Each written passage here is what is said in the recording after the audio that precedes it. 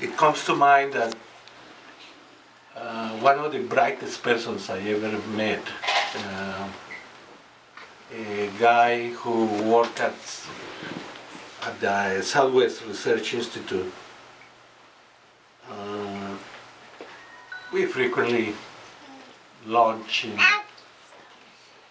exchange views, and he always said to me that every time I talk about Joe, my face would lighten. And it's because I really love this fellow.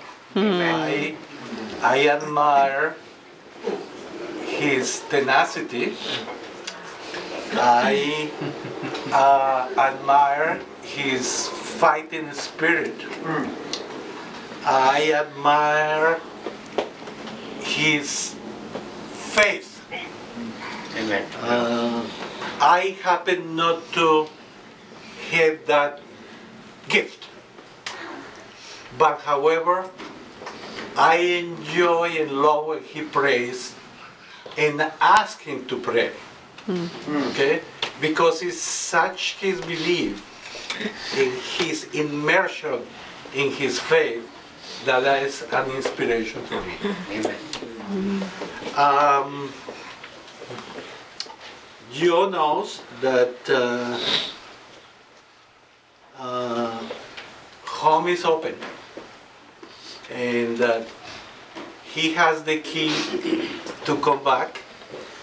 We, our little family wishes him well, and we hope that he brings up the fortitude to surmount this horrendous tragedy. And I want to thank you again for this tremendous outpouring of support. Thank you very much. Can I say something? You know, Joe, you know what? I want my wife to read a passage in the Bible, and then I'm going to talk about it, okay? It's in Genesis chapter 22. We're going to read verses 1 through 14, I believe.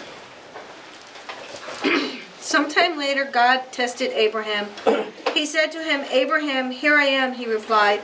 And God said, "Take your son, your only son Isaac, whom you love, and go to the region of Moriah. Sacrifice him there as a burnt offering on one of the mountains I will tell you about." Early the next morning, Abraham got up and saddled his donkey. He took with him 2 of his servants and his son Isaac. When he had cut enough wood for the burnt offering, he set out for the place God had told him about. On the 3rd day, Abraham looked up and saw the place in the distance.